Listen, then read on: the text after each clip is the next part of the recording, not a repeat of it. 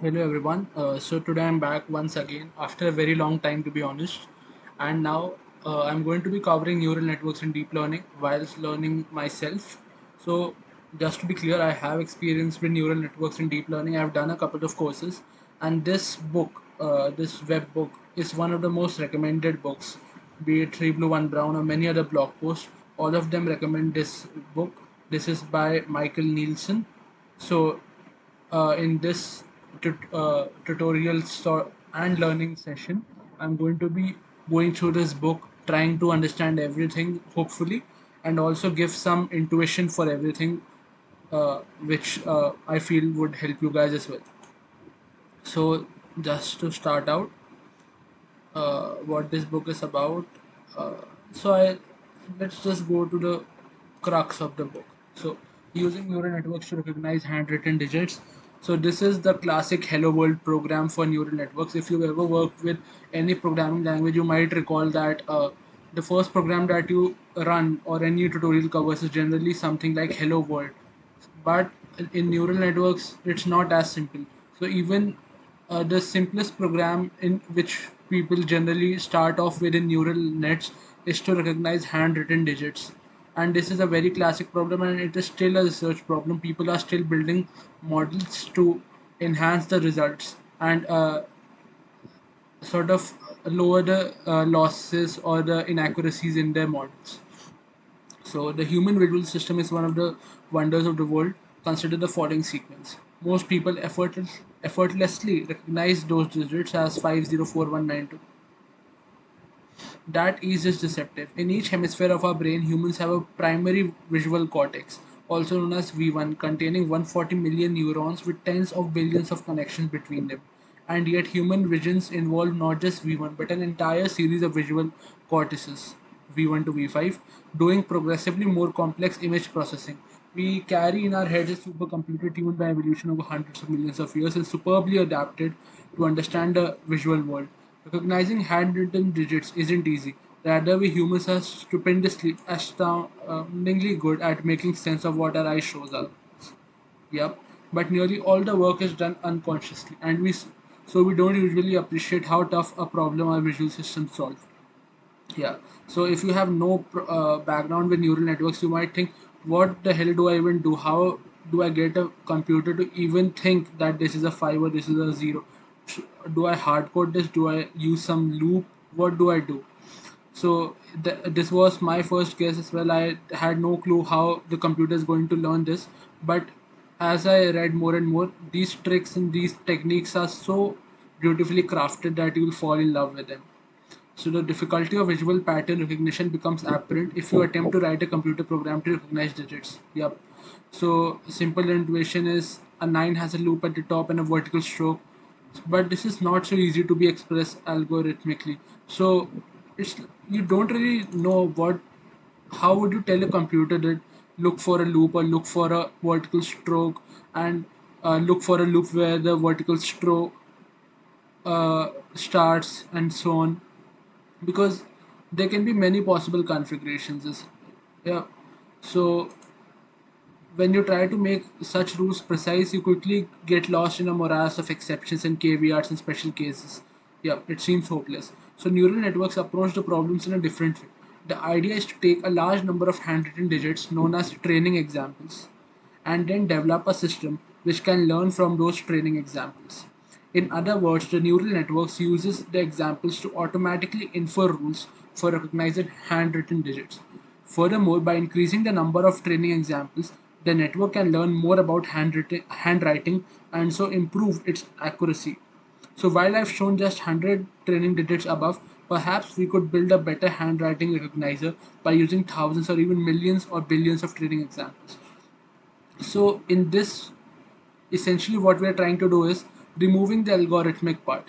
You're no longer trying to hard code, look for a loop or look for a straight vertical line. What you're instead going to do is give hundreds and thousands of images to the computer and ask the computer to itself look for patterns and look for things which may allow it to find what digit it is.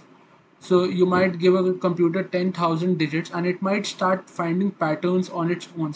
some things which humans might be using subconsciously, or some things which even humans might not be using, and use that to generate predictions for what the images are. So in this chapter, we'll write a computer program implementing a neural network that learns to recognize handwritten digits. The program is just 74 lines long and uses no special neural network libraries. But this short program can recognize digits with an accuracy of over 96% without human intervention. Furthermore, in later chapters, we'll develop ideas which can improve accuracy to over 99%. In fact, the best commercial neural networks are so good that they are used by banks to process checks and by post offices to recognize addresses. So this just goes to show how important neural networks are in our times. As 74 lines, you might be thinking that some of my programs are much longer than this.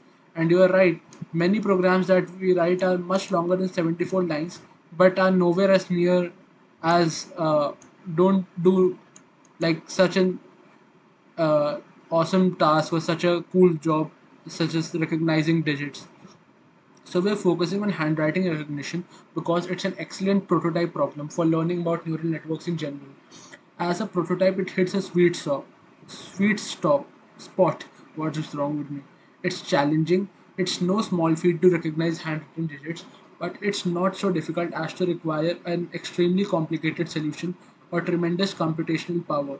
Furthermore, it's a great way to develop more advanced techniques such as deep learning. And so, throughout the book, we'll return repeatedly to the problem of handwriting recognition. Later in the book, we'll discuss how these ideas may be applied to other problems in computer vision and also in speech, natural language processing, and other domains, of course. If the point of the chapter was only to write a computer program to recognize handwritten digits, then the chapter would have been much shorter.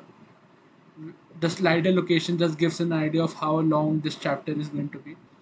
I'm not sure if I'm going to cover this in one. Maybe I could split it up in a couple of them, but let's see how far can we go in one.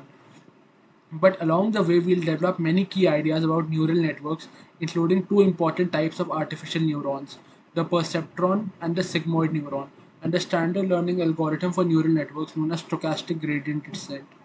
Throughout, I focus on explaining why things are done the way they are and on building your neural network intuition. That requires a lengthier discussion than if I just presented the basic mechanics of what's going on, but it's worth for a deeper understanding you'll attain. Among the payoffs by the end of the chapter, we'll be in a position to understand what deep learning is and why it matters, of course. So let's start off with perceptrons.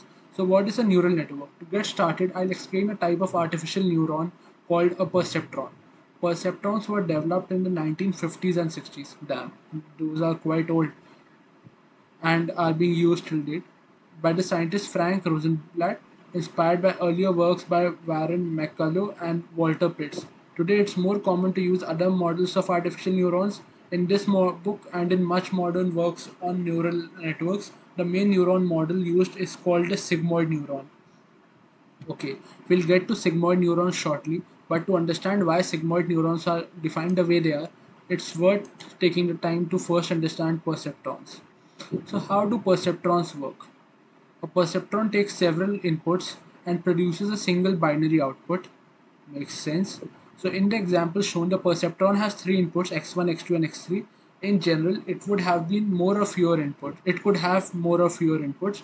Rosenblatt proposed a system to compute the output for weights W1, W2, and so on, real numbers expressing the importance of the respective inputs to the output. Okay, so the neuron output 0 or 1 is determined by the weighted summation of wj xj over j is less than or greater than some threshold value. Just like the weights, the threshold is a real number, which is a parameter of the neuron to put it in more precise algebraic terms. So this might seem heavy, but essentially the idea is x1, x2, x3 go into this some sort of a black box and give out an output, right? So we associate weights with these respective inputs. X1 has a weight, x2 has a weight, and x3 will have a weight in this example. So the higher the weight would indicate the more the importance that particular variable has in the output, right? So for instance, when you have tests and or like if you're in college, the professor gives a breakdown that your assignments will count 10%, your end semester exams will say count for 40% of your total marks. So you can think of them as being weights to your corresponding marks. X1, x2, x3 can be thought of as your marks, while those weights are the things which determine the final output given a set of inputs. So this WG notation is simply you take W1, which would be the weight for x1, and then multiply it with x1, then add it W2 x2, and you sum it over all the values of j. Now what is this concept of a threshold value? Just like you have your grading systems in universities, the professor usually sets some cutoffs. Like if you score more than 80%, you'll get a A grade, or you score more than 60% and less than 70%, you'll get a C grade, something of that sort, right? So just in that manner, we have a threshold.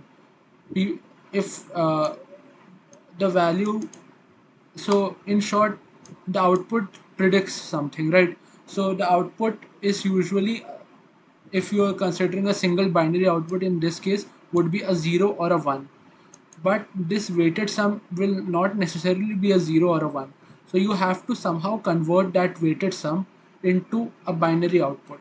So you set a threshold value. For instance, if the passing marks are 60%, then if you have more than 60%, then you pass, which could be a 1, and if you have less than 60%, then you fail, which is a 0, for example. So this gives you an idea of what these threshold values are. So if your marks are less than the threshold, then you get a 0, which is a fail, or if they are greater than the threshold, you get a 1, which is a pass. And that is all there is to a perceptron. And you might be surprised that this basic model sort of builds up to more complex and more uh, rigorous neural networks. So that's the basic mathematical model. A way you can think about the perceptron is that it's a device that makes decisions by weighing up evidence. Let me give an example. It is not a very realistic example, but it's easy to understand, and we'll soon get to more realistic example. Suppose the weekend is coming up and you've heard that there's going to be a cheese festival in your city. You like cheese and are trying to decide whether or not to go to the festival. You make you might make your decision by weighing up three factors. Is the weather good? Yeah. Does your boyfriend or girlfriend want to accompany you? Yep. Is the festival near public transit, as you don't own a car? So these three ideas can be represented as three factors, x1, x2, x3, which are binary factors. So we'd say x1 is 1 if the weather is good, x1 is 0 if the weather is bad. Similarly, x2 is 1 if your boyfriend or girlfriend wants to go alongside you, and x2 is 0 if not. And similarly, x3 for the public transit. Now suppose you absolutely adore cheese, so much so that you're happy to go to the festival even if your boyfriend or girlfriend is uninterested and the festival is hard to get to. But perhaps you really load bad weather, and there's no way you'd go to the festival if the weather is bad. You can use perceptrons to model this kind of decision making. One way to do this is to choose a weight W1 6 for the weather, W2 2, and W3 2 for the other conditions. So this shows that W1 has a larger value, so this will have a larger impact on the final output, much more than what the boyfriend or girlfriend joining or the nearness of the public transit is. And finally, suppose you choose a threshold of 5 for the perceptron. So with these choices, the perceptron model implements the desired decision making model, outputting 1 whenever the weather is good. So if the threshold is 5 and the weather is good, then just by the virtue of the weather being good, you will have a 1 times W1, because your x1 would be 1. You would have set x1 to be 1 since the weather is good, as we have discussed in the above paragraph. So w1 times x1 would give you a 6. So this already crosses the threshold. So as soon as the weather is good, you are going. It doesn't matter if someone is coming alongside or you are getting public transit or not. And 0 whenever the weather is bad, because as soon as the weather is bad, even if the person is willing to join in and you get access to good public transit, the sum would still end up with a 4, 2 into 1 plus 2 into 1, which is less than the threshold 5. So it makes no difference to the output whether your boyfriend or girlfriend wants to go or whether public transit is nearby. So by varying the weights and the thresholds, we can get different models of decision making. For example, suppose we instead choose a threshold of 3, then the perceptron would decide that you should go to the festival whenever the weather was good, or when both the festival was near public transit and your boyfriend or girlfriend was willing to join you. Yeah. So in other words, it be a different model of decision making. Dropping the threshold means you are more willing to go to the festival. This one was very intuitive, I believe, and a very good example. Obviously, the perceptron isn't a complete model of human decision making, but what the example illustrates is how a perceptron can weigh up different kinds of evidence in order to make decisions. And it should seem quite plausible that a complex network of perceptrons could make quite subtle decisions. So, in the first column of perceptrons, what we'll call the first layer of perceptrons is making three very simple decisions by weighing the inputs. What about the perceptron in the second layer? Each of the perceptron is making a decision by weighing up the results from the previous layer. In a way, in this way, a perceptron in the second layer can make a decision more complex and more abstract than the perceptrons in the first layer. This makes sense, and even more complex decisions can be made by the perceptron in the third layer. In this way, a many layer network of perceptrons can engage in sophisticated decision making. Yeah, that makes very much sense. So this perceptrons, these would uh, so to give you an example, when we talk about say image recognition, right? So you have those, you might have seen that artificial intelligence can distinguish between a cat and a dog. So what they usually do is the first layers usually look for small, more general features or like edges or something. While the deeper you go into the neural networks, they look for more and more specific and niche features and get their outputs. So that you don't really need to understand that part, but I hope you understand why this is more complex than this, because this has weights from all three of these. So this has influence of not only this but this and this. So inherently this would become more complex than the first node of the first layer only. Okay. So incidentally, when I defined perceptrons, I said that a perceptron has just a single output. In the network above, the perceptrons look that they have multiple outputs. But don't be mistaken. In fact, they are a single output. The multiple output arrows are merely a way of indicating that the output from a perceptron is being used as the input to several other perceptrons. It's less unwielding than drawing a single output line which then splits. Of course, like if you had this and then going everywhere, it wouldn't look as aesthetically pleasing or cool as what this looks like. This looks like some uh, incredibly advanced algorithm if you have no idea about what it is if you look at it at a glance. But now that you know how trivial or how intuitive this is. Okay, so let's simplify the way we describe perceptrons. The condition this threshold is cubism, and we can make two notational changes to simplify. Yeah, the first change is to write wjxj as a dot product, w dot x. Yeah. So if you know dot products, this is one of the ways to uh, like write the summation where w and x are vectors whose components are the weights and the inputs respectively. So they've changed this into vectors. So w dot x would now be a vector and x would now also be a vector, and you multiply the corresponding entries. So w1, the weight for x1 would be multiplied with x1 and so on.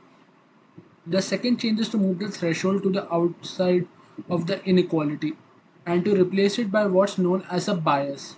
B is negative of threshold. Using this bias instead of threshold, the perceptron rule can be written like this. Okay, so let's take. I hope it's clear that how we change this term to w dot x.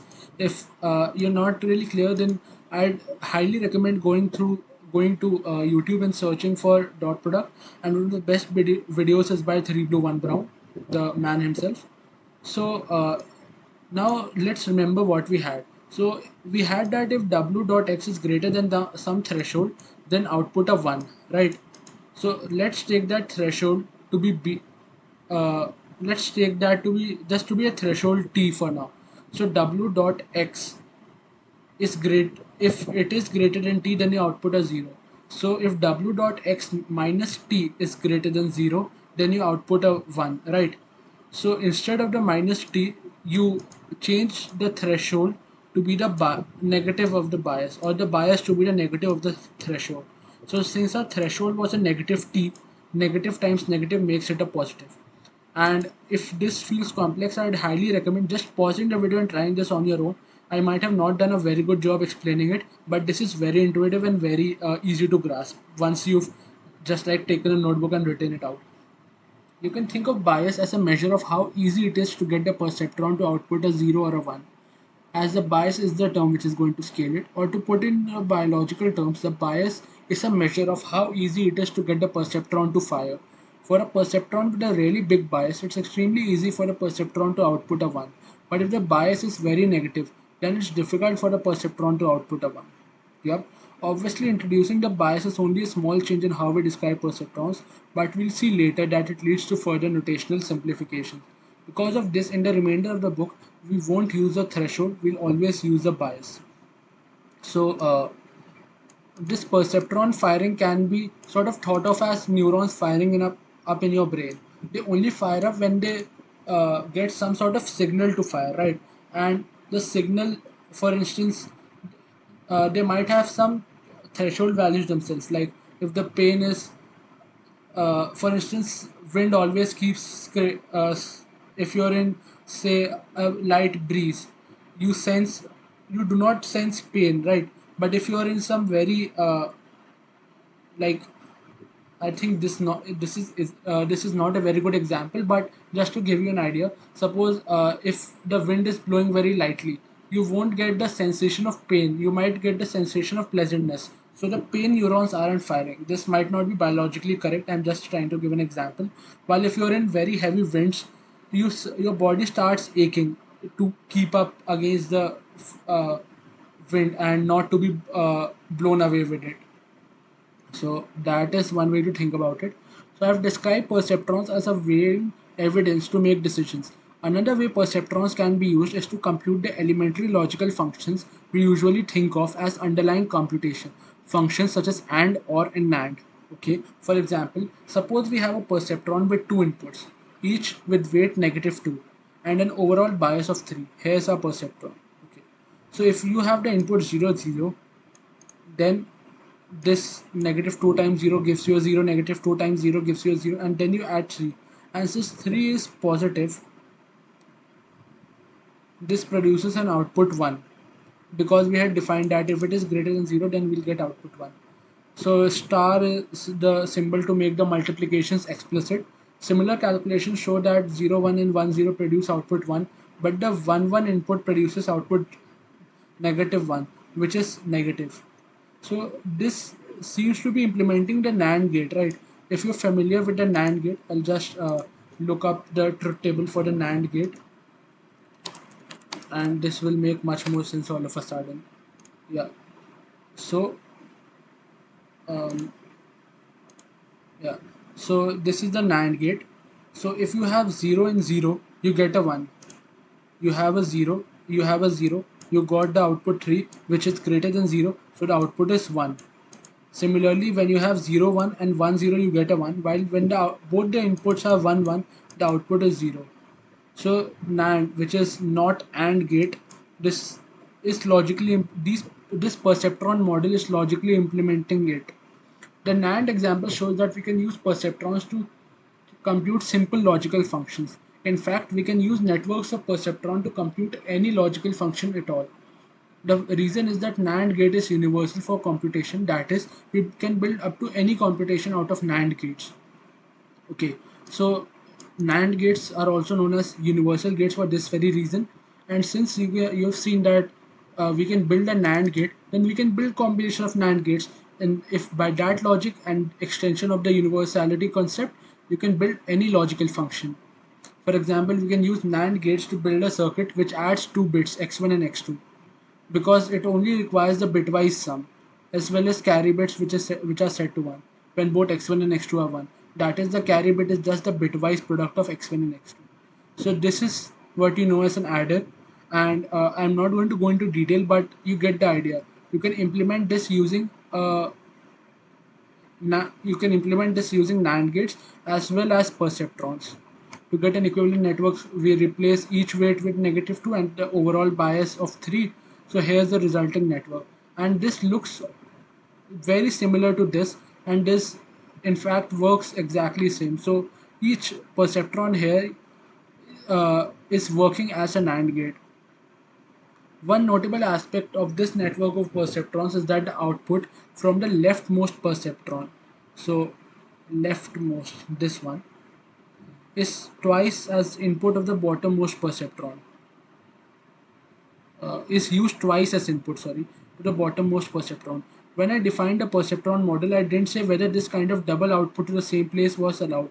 Actually, it doesn't matter. If you don't allow this, you can just set the weight to be -4, right? Because if -2 was the weight for one parameter, you can just set the weight to be -4 for if you try to consider only one of them. If you don't find this obvious, then you can just go ahead and prove this, but I feel this is sufficiently obvious.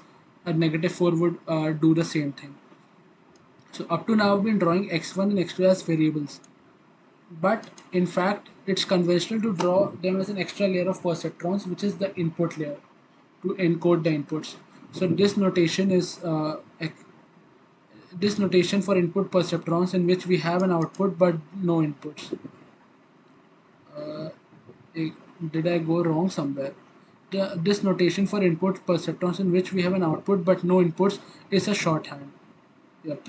It actually doesn't mean a perceptron with no inputs. To see this, suppose we did have a perceptron with no inputs, then the weighted sum would always be 0. So the perceptron would output 1 if b is greater than 0 and 0 if b is less than equal to 0. That is, the perceptron would simply output a fixed value based on the bias. It's better to think of the input perceptron as not really being perceptrons at all, but rather special units which are simply defined to output the desired value. Yeah. The other example demonstrates how a network of perceptrons can be used to simulate circuits containing many NAND gates. And because NAND gates are universal for computation, it follows that perceptrons are also universal for computation. The computational universality of perceptrons is simultaneously reassuring and disappointing. It's reassuring because it tells us that the networks of perceptrons can be as powerful as any other computing device. But it's also disappointing because it makes it seem as though perceptrons are merely a new type of NAND gates. That's hardly big news here. That is underwhelming. However, this situation is better than this view suggests. It turns out that we can devise learning algorithms which can automatically tune the weights and biases of the artificial neurons. So up until now we've been hard coding, right? We have hard coded that the weight for the bias is 3, or the weight the bias is 3, or the weights are -2. But what really happens in machine learning, as the term learning suggests, and deep learning, that these weights are automatically learned by the neural network. So the learning part is this: the learning of the weights and biases by tuning them. This tuning is happening to response to external stimuli without direct intervention by a programmer. These learning algorithms enable us to use artificial neurons in a way which is radically different to conventional logic gates. Instead of explicitly laying out a circuit of NAND and other gates, our neural networks can simply learn to solve problems, sometimes problems where it would be extremely difficult to design a conventional circuit. Yeah. So with this, I think we're going to take a break right here, and I think I'll cover the sigmoid and the next section in the next video. So thank you for joining in, guys. If you like these types of videos, do like, share, subscribe, all the general stuff. And I'll highly recommend that you also go through the blog, give it a read. Also, give a read to the research papers which he had mentioned at the very beginning for perceptrons. So I'll open them up. Let's see what they really are. Okay, so this is, I don't think we really need to read the book. So if you have the time, you might check it out. Perceptrons and the Theory of Brain Mechanisms. Then this is a writer about Frank Rosenblatt. These are some of the research papers by them, and these are the scientists. So you can read up about their lives if you are interested in the historical context behind these. So thank you, and I'll meet you guys in the next video.